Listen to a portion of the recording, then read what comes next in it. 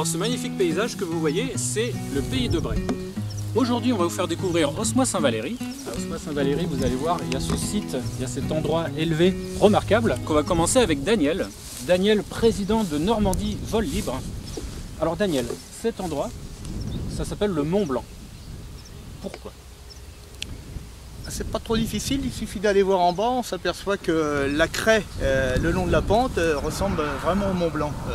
L'altitude est un peu moindre, mais je pense que le Mont Blanc c'est tout à fait approprié pour ceci. Et c'est approprié pour le parapente. Ah, surtout pour le parapente. La condition prépondérante, c'est le vent. Donc dès que vous avez le vent en votre faveur, vous partez par un petit peu. Voilà, ici il nous faut un vent de nord-est.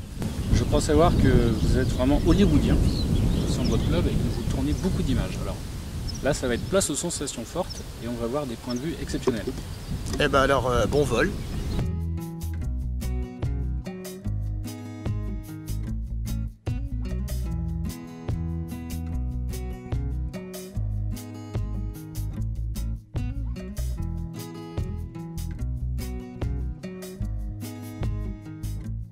Félix, est-ce que vous pouvez nous expliquer un peu, cet endroit s'appelle La Gentilhommière, qu'est-ce que vous faites au sein de cet endroit? C'est une cidrerie où on produit des pommes évidemment, hein. Et du coup avec ces pommes on va faire du cidre, on va faire du jus de pomme, on va faire de l'apéritif et du calvados. Ici on est en mode biologique, donc là on avait laissé pousser l'herbe jusqu'à il y a 15 jours à peu près. Et le fait de laisser pousser l'herbe, ça permet aux insectes de venir se poser sur les herbes, sur les fleurs, plutôt que de venir sur les pommiers.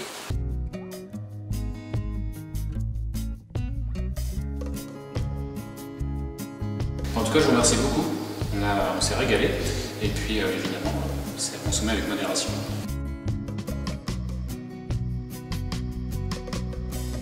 On s'est bien penché sur la question des breuvages normands. Maintenant, on va passer à des nourritures un petit peu plus spirituelles avec un endroit qui s'appelle le Grenier de la Motte. On n'est plus à Osmoy-Saint-Valery, on a un petit peu triché, on est à Bailleul-Neuville. Alors Catherine, le Grenier de la Motte, c'est beaucoup de spectacles, beaucoup de représentations, mais c'est aussi la transmission d'un savoir. Voilà, ce n'est pas que les spectacles et les représentations.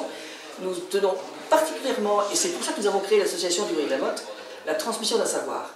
François vient de construire cette salle magnifique qui est en partie dévolue à la danse, et c'est pour ça qu'il y a un plancher extraordinaire exprès pour la danse, et que nous ouvrons aux conservatoires, aux écoles et aux collèges, je tiens particulièrement aux collèges, avec des projets pédagogiques culturels autour de la danse, la comédie musicale, le chant, les expressions corporelles en général. Alors on a transmission, représentation et création, parce que je crois que vous avez un bâtiment qui est également consacré à l'enregistrement, comme un studio en quelque sorte. Absolument. Le studio qui lui a un nom, c'est le studio Adovasseur, la salle Adovasseur, puisque Adovasseur a été une des personnes très connues en Seine-Maritime et qui a été un des premiers à croire à notre projet fou du Grenier de la Motte et de nos créations du Grenier de la Motte. Et cette salle a déjà accueilli bon nombre de jeunes qui sont venus enregistrer, dont la Maison Tellier. Le Grenier de la Motte, il y a plein d'histoires à raconter, hein, cet endroit. Ces fauteuils aussi ont une histoire à raconter. Les fauteuils, oui, c'est vraiment, je veux dire, l'exemple typique, hein, où un jour, Jérôme Paillard, qui est le directeur artistique du Festival de Cannes, me téléphone et me dit, écoute François, voilà, j'ai les fauteuils qui sont dans telle salle, je ne me souviens plus exactement de la salle, mais écoute, ils sont un peu passés, mais donc pour nous, pour notre prestige, ben, on les met tous à la benne. Ils sont de 1972, on a les certificats non-feu, donc il n'y a pas de problème. Ben, je dis, écoute, attends, moi ça m'intéresse. 10 jours après, ben, les fauteuils arrivaient. Les pianos, on en a la chance d'avoir des pianos en dépôt qui nous permettent ben, finalement de faire travailler des jeunes sur des pianos très différents, avec des touchés différents. Là, c'est un piano 1950, et on aura un piano donc, qui a une centaine d'années. On a un Yamaha qui aujourd'hui est avec un toucher et une mécanique tout à fait actuelle.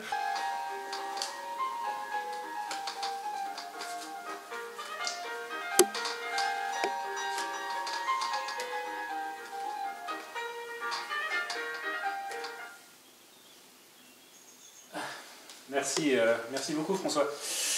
Merci beaucoup. Donc voilà, vous avez vu la séquence consacrée à Osmois-Saint-Valery. Vous avez vu, vous n'avez que l'embarras du choix entre les spectacles, les dégustations, le parapente.